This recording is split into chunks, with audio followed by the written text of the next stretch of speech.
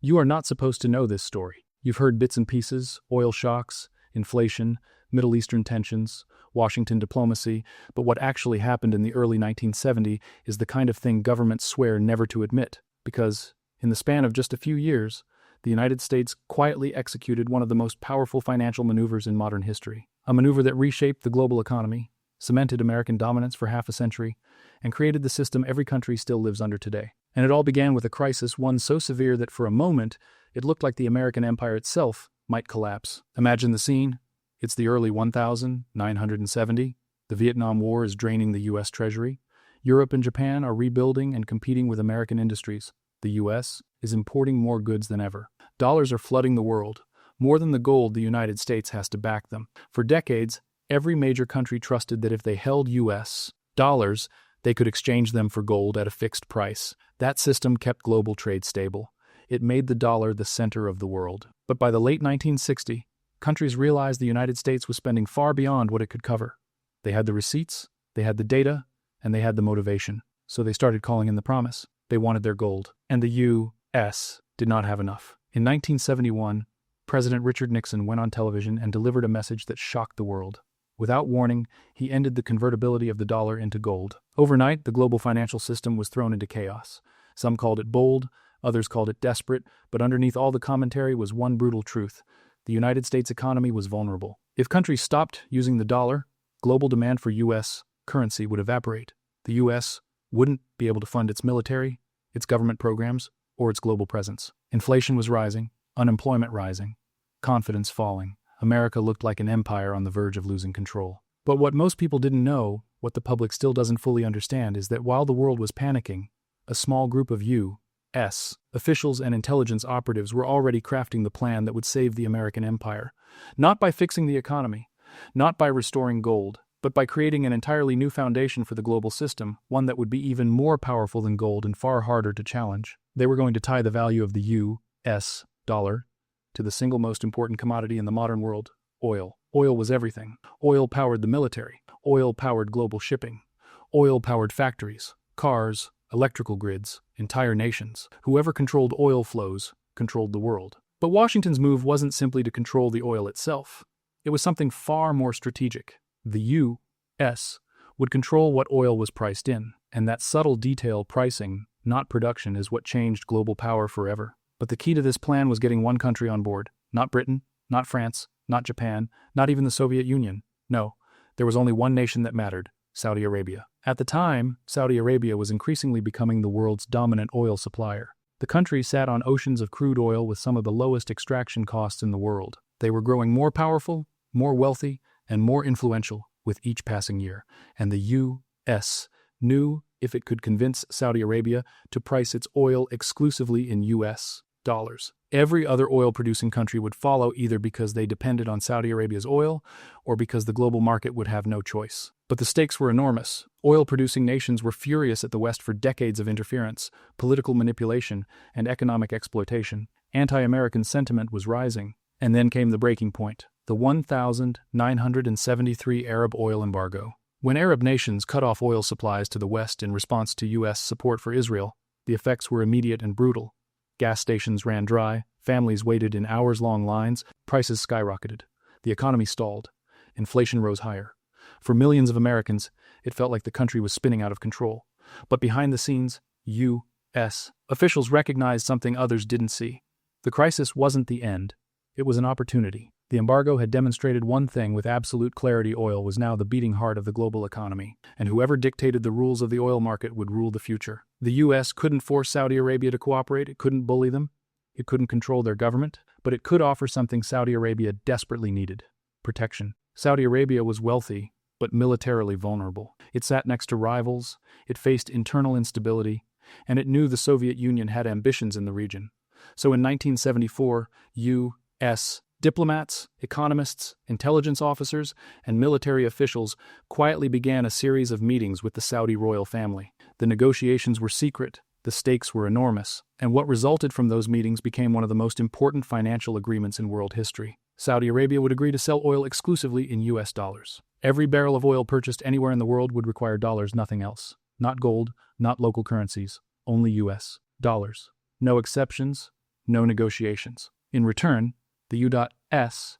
made a promise that transformed the Middle East and global politics forever.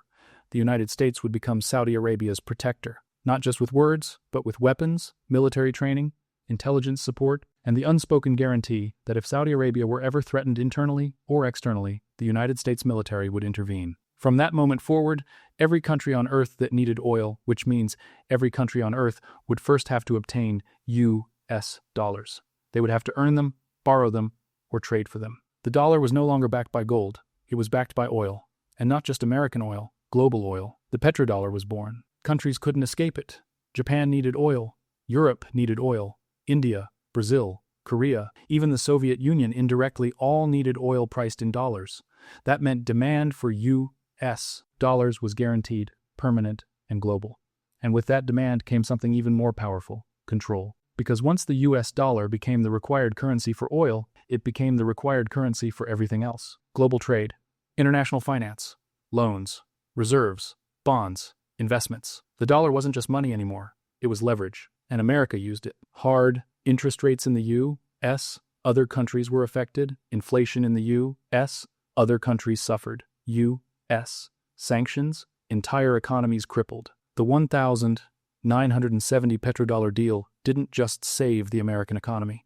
It reshaped global power. It allowed the U.S. to run massive deficits, fund the largest military on Earth, influence foreign governments, and punish rivals, all without collapsing its currency. Other nations could rise, but they could not escape the system, and the world we live in today still runs on the deal forged in those secret meetings. The petrodollar system didn't just stabilize the American economy, it supercharged it. Almost overnight, the United States had created a global loop of financial demand that fed directly back into its own banking system. Because every country that needed oil, and every country needs oil, was now required to obtain U.S. dollars. They had only a few ways to get them. They could export goods to America, borrow dollars from American banks, or participate in global trade that itself required dollars. No matter which route they took, the end result was the same. Dollars kept circulating outward and then flowing back into the United States in the form of investments, loans, and purchases of U.S. government debt. This is the part most people never learn. Countries didn't just need dollars to buy oil, they needed a place to store those dollars. And the one place safe enough, stable enough, and large enough to hold the world's oil money was the United States Treasury market. In other words, when Saudi Arabia earned billions from selling oil, it didn't stash the profits under a mattress. It bought U.S. Treasury bonds, lending the money back to the United States government. Other oil exporters followed the same pattern. The cycle became self-reinforcing. Oil producers sold their oil for dollars, then reinvested those dollars into American financial markets. This loop that dollars leave America to pay for goods, but then return home in the form of investment, became the engine of the modern American empire. It gave the U.S. the ability to spend far more than it earned, to run deficits decade after decade, and to fund the most powerful military in human history. Simply put, the United States could print the world's most needed currency, spend it globally, and then watch other countries send it back voluntarily. No previous empire had ever pulled off something like this. The British Empire tried with the pound, the French tried with the franc, but none succeeded. The Americans did, and the petrodollar was the key. This system also created a new reality. The Federal Reserve became the central bank of the world. When the Fed raised or lowered interest rates, it didn't just affect the U.S. economy. It affected every country dependent on oil, trade, or the global financial system, which means every country. If the Federal Reserve raised rates, borrowing became more expensive globally. If the Fed lowered rates, money flooded into emerging markets. Nations that had no vote in American elections, no influence in Congress, and no representation in Washington suddenly found their economic destiny tied to decisions made inside a building thousands of miles away. It was power on a scale few people understood, and even fewer questioned. The petrodollar system also reshaped geopolitics in dramatic ways. American foreign policy in the Middle East began to revolve around one principle above all others: maintaining the stability of the governments that supported the dollar-oil connection. This is why the United States became deeply entangled with Saudi Arabia. It is why successive U.S. administrations, Republican and Democrat alike, poured billions into military aid, arms deals, training programs, and intelligence cooperation. It wasn't only about oil access, it was about currency stability. If the petrodollar ever collapsed, the American financial system would face a crisis far larger than anything seen in modern history. So the U.S. built a foreign policy strategy to ensure that no rival, no revolution, and no geopolitical shift could break the dollar's tie to oil. The Cold War added urgency. The Soviet Union had vast natural resources, but it couldn't match the financial influence of a dollar-backed global oil system. By controlling the currency of energy, the U.S. controlled the lifeline of modern society. But the petrodollar did something else, something rarely discussed, but vitally important. It made the U.S. military not just a force of defense or deterrence, but the ultimate enforcer of the global financial order. American military bases around the world, especially near key shipping lanes and oil transport routes, became checkpoints in a system that ensured oil flowed, markets stayed stable, and the dollar remained unchallenged. The U.S. Navy patrolled the Persian Gulf, the Strait of Hormuz, the Suez Canal, and the Indian Ocean, not simply to prevent regional conflicts, but to protect the financial foundation of the American-led world. This, too, created ripple effects. Countries understood quickly that crossing the United States wasn't just a political risk, it was an economic one. Losing access to dollars meant losing access to oil, global markets, and international banking. Nations that defied the U.S. found themselves sanctioned, isolated, or destabilized. Nations that cooperated enjoyed stability, investment, and military support. Whether consciously or not, world leaders adapted to the petrodollar system because they had no viable alternative. Meanwhile, at home, the petrodollar allowed the U.S. to maintain a standard of living unmatched by most of the world. Americans enjoyed cheap imports, abundant credit, and a currency that remained strong even through recessions, wars, and economic shocks. Other countries faced inflation, currency crises, and debt traps. The U.S. faced inconvenience. While some nations had to defend their currencies with bitter austerity measures, the U.S. simply printed more dollars. But beneath this prosperity was a quiet truth. The petrodollar system created winners and losers. Oil-importing countries, especially in Africa, Latin America, and parts of Asia, sometimes had to borrow dollars at high interest rates just to afford the energy needed for survival. When oil prices rose, their debts ballooned. When interest rates rose, their economies collapsed. The 1980 Latin American debt crisis, which devastated entire nations, was deeply connected to the petrodollar cycle. As oil prices rose and U.S. interest rates spiked, countries suddenly found themselves trapped by the very system that kept America stable. Yet despite the human cost, the system held and strengthened. By the 1990s, the petrodollar was so deeply embedded into global finance that it became invisible to most people. Few questioned why commodities were priced in dollars. Few questioned why countries held dollars as reserves. Few questioned why the U.S. could act unilaterally in world affairs without suffering the same consequences as other nations. The system had become self-perpetuating. The longer it lasted, the harder it became to challenge. But the real genius or ruthlessness of the petrodollar wasn't simply that it tied oil to the dollar, it tied global dependency to the dollar. Every nation was forced to participate whether they liked it or not. Even countries that disliked the United States found themselves holding dollars, borrowing in dollars, and trading in dollars. They might criticize America publicly, but behind the scenes they followed the system because defying it was too costly. And so, by the end of the 20th century, the United States had achieved something no empire in history ever had, a form of control not through colonialism or territorial conquest, but through the bloodstream of modern civilization, money, and energy. The fascinating part is that most Americans never knew it happened.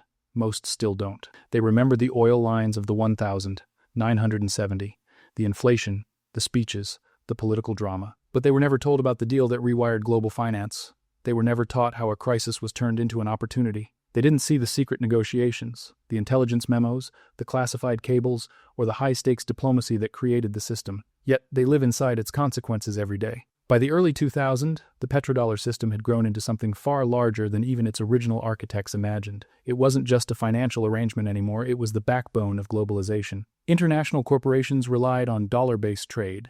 Central banks built their reserves around U.S. Treasury purchases. Developing nations measured economic health by their access to dollars. And global institutions, the IMF, the World Bank, the BIS, functioned within a framework that reinforced the dominance of the dollar. But an empire built on currency, rather than territory, has two unique vulnerabilities. It can be challenged silently, and it can be undermined slowly. And, throughout the 21st century, a series of quiet challenges began to emerge. Challenges the average person still doesn't recognize, but which world leaders watch like hawks. The first major challenge came from countries that grew tired of living under the shadow of U.S. financial power. Nations like Russia, China, Iran, and Venezuela began searching for alternatives, exploring bilateral trade agreements in their own currencies. But none of these efforts were large enough to threaten the overall structure. They were symbolic gestures, important, but not system-breaking. What truly shook the foundation was something far less anticipated: the rise of China as a global economic superpower. China became the world's largest importer of oil, overtaking the United States. That meant a significant portion of global oil demand was now coming from a country that did not want to depend on the US dollar forever. While China still needed dollars to purchase oil, it began laying the groundwork for a less dollar-centric future. creating its own international payment systems, launching currency swap lines, building the Belt and Road Initiative, and encouraging trading partners to accept the renminbi. But even then, the dollar remained unmatched. Why? Because the world trusted U.S. financial institutions more than they trusted any alternatives. Banks, corporations, and governments preferred a system that, while dominated by America, offered stability, liquidity, and predictability. The U.S. Treasury market was still the safest place to store wealth. The U.S. Navy still protected global shipping routes.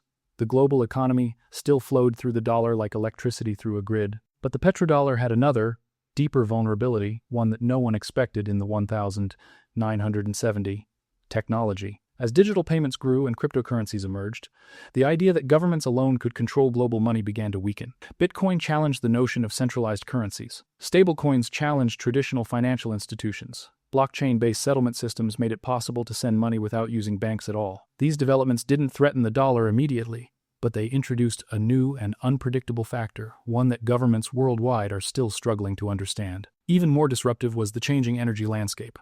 When Henry Kissinger made the deal with Saudi Arabia, oil was the irreplaceable lifeblood of the global economy. Today, renewable energy, electric vehicles, and new energy technologies are slowly reducing that dependence. While oil is still crucial, especially for transportation, manufacturing, and global trade, the long-term trend points toward diversification, and diversification weakens the very foundation of the petrodollar system, the guaranteed global demand for oil-fueled dollars. But despite these shifts, the real cracks in the petrodollar emerged from geopolitical tensions. The world began dividing into two broad camps: those who supported the U.S.-led financial system and those who wanted to escape it. The more the U.S. used sanctions as a tool of foreign policy, the more countries looked for ways to insulate themselves. Washington believed sanctions were a pressure tactic, but to many countries, they were a warning.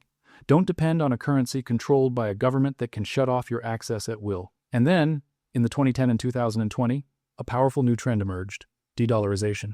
The term became a buzzword, often exaggerated or misunderstood, but it reflected a real global shift. More trade began occurring in local currencies.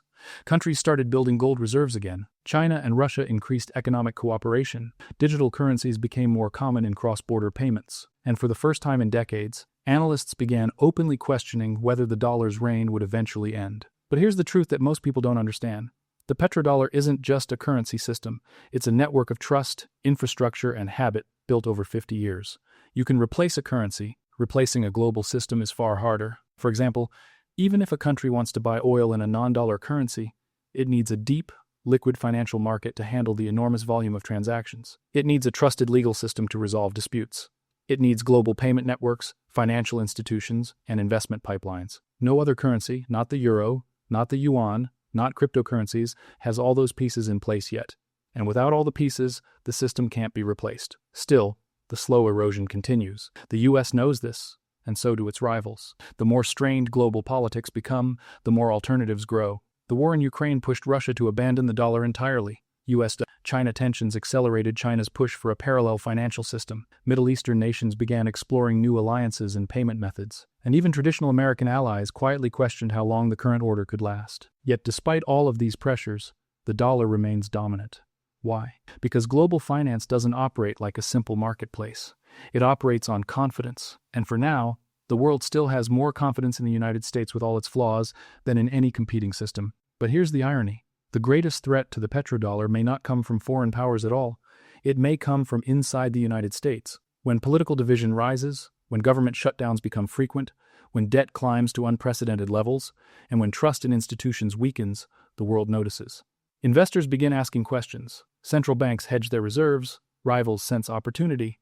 The stability that once made the dollar irresistible begins to wobble. The US dollar became the world's currency not only because of economic power, but because of perceived competence and reliability. If that perception weakens, the petrodollar weakens with it. Still, even if the petrodollar system changes, it won't collapse overnight.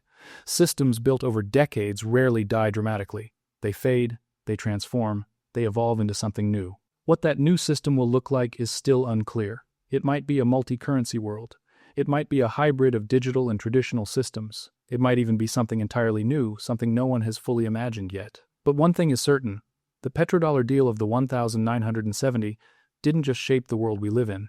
It created it. It influenced every nation, every market, every currency, and every major geopolitical decision for half a century. It defined winners and losers. It powered globalization. It shaped wars, alliances, and political strategies. And it remains, even today, the single most important financial arrangement most people have never heard of. The story of the petrodollar isn't just about oil or money. It's about power, invisible power, quiet power. The kind of power that doesn't need to announce itself because it already controls the systems everyone depends on. And the most astonishing truth is this: a secret deal from the 1970 still affects you every time you fill your car with gas, every time you buy something online, every time your country's currency rises or falls, and every time investors react to a speech by the Federal Reserve. This isn't just history, it's the world we still live in. If you really want to understand the power of the petrodollar, you have to understand what it allowed the United States to do from the 1970 onward actions that would have bankrupted almost any other country on Earth. The U.S. could run massive trade deficits year after year without suffering the currency collapses that cripple other nations. It could borrow trillions without seeing investors flee. It could finance wars, interventions, humanitarian missions, and global military expansion without triggering a financial crisis. And it could extend its influence into every corner of the world simply by controlling the currency that oil and therefore global trade depended on. But this extraordinary privilege also came with a hidden cost: dependency. The United States became reliant on a system where the rest of the world had to use its currency. When countries complied, America thrived. When they questioned the system, America felt pressure. Washington understood this intimately, which is why protecting the petrodollar became an unspoken pillar of U.S. policy, something presidents rarely mention publicly, but which shaped decisions behind closed doors. Consider the Middle East. It's no coincidence that the United States formed deep relationships with the region's most oil-rich nations, or that it invested heavily in military bases near key shipping routes. The American presence wasn't just about protecting allies or deterring enemies, it was about safeguarding the flow of oil, and by extension, the flow of dollars. When instability threatened that flow, the U.S. reacted, sometimes diplomatically, sometimes militarily, but always strategically. The markets also became attuned to this system. Investors around the world began treating treasury bonds almost like global savings accounts. They trusted the U.S. not just because of its economic strength, but because the dollar was tied to the very foundation of global energy. As long as oil was priced in dollars, the dollar had built-in demand. As long as the dollar had built-in demand, U.S. treasuries remained the safest place to park money. And as long as treasuries were safe, the American government could fund itself at will. This cycle created what some economists call exorbitant privilege and what others call soft empire. It was a form of influence that didn't require occupation or colonization, it required participation. Every time a nation bought oil, it participated. Every time it traded goods, it participated. Every time it stored reserves, it participated. And participation strengthened the system. But something else happened as the petrodollar matured. It began shaping culture, politics, and industries inside the United States itself. The financial sector exploded in size because global demand for dollars meant global demand for American banking. Wall Street didn't just grow, it became the central nervous system of the world economy. U.S. corporations didn't just expand, they became multinational giants with more power than some governments. American consumers didn't just prosper, they enjoyed a level of purchasing power that seemed almost disconnected from economic reality. All of this was made possible because the United States controlled the global currency of oil. But as time passed, fault lines began to form, small at first, then increasingly visible.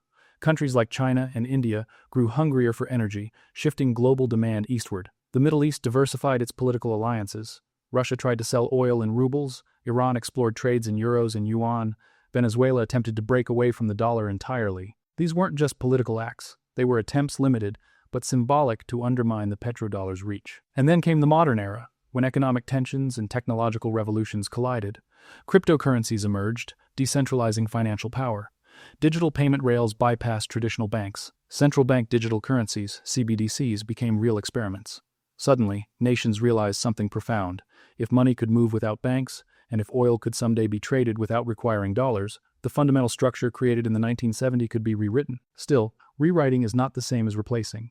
The dollar remains deeply embedded in nearly every global system that matters, but the pressure points are undeniable. They show up in trade agreements that bypass U.S. banks. They show up in central banks quietly increasing their gold reserves. They show up in global discussions about new reserve currencies. They show up when powerful nations argue that a single country should not control the financial bloodstream of the world. These ideas, once fringe, are now mainstream debates. Yet even as the world shifts, one undeniable truth remains. No alternative has yet matched the trust, stability, and scale of the dollar-based system. The euro is fragile due to political fragmentation. The yuan lacks transparency.